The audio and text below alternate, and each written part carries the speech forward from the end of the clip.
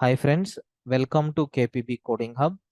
In the last video, we have seen very clearly up to pattern number 64. Now in today's session, we will see pattern number 65, which is nothing but printing an alphabet called F. F. It is same like E, just we have to ignore one more row. As usual, what is our pattern? In the first row, we are printing 5 stars. Second row, third row, fourth row, fifth row, sixth row, 7 rows are there. If I want to print F, we have to keep the first row. And in the second row, except the first element, we have to remove all the remaining. In the third row also, I will remove. But I will keep fourth row as it is. In the sixth row, I will remove. In the seventh row, I will remove. In the eighth row also, I will remove. Now you can see, sir, is it alphabet F or not? Yes. What about I values? First we have to take for first row, second, third, fourth row. For first row and fourth row. So we have to print stars. In that case, what is the J value? 1, 2, 3, 4, 5. All values we have to print. For the remaining rows, like 2, 3, 4 already we have taken, 5, 6, 7. In these cases, what is the J value that we have to take? Only first column. Like this, if you put a condition, automatically you are going to get this alphabet, sir. Let us rewrite the program.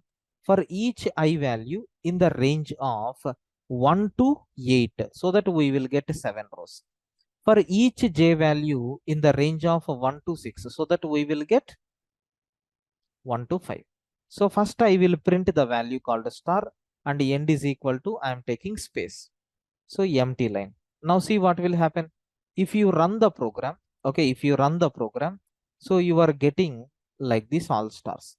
I want to keep the first row as it is. So what about the first row constraints?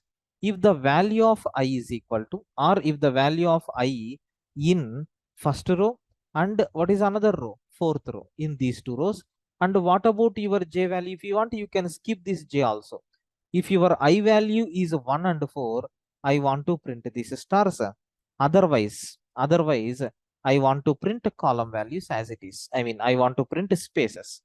Now have a look once I will execute this code. Sir, we got right. What about this vertical line? You have to take for jth column.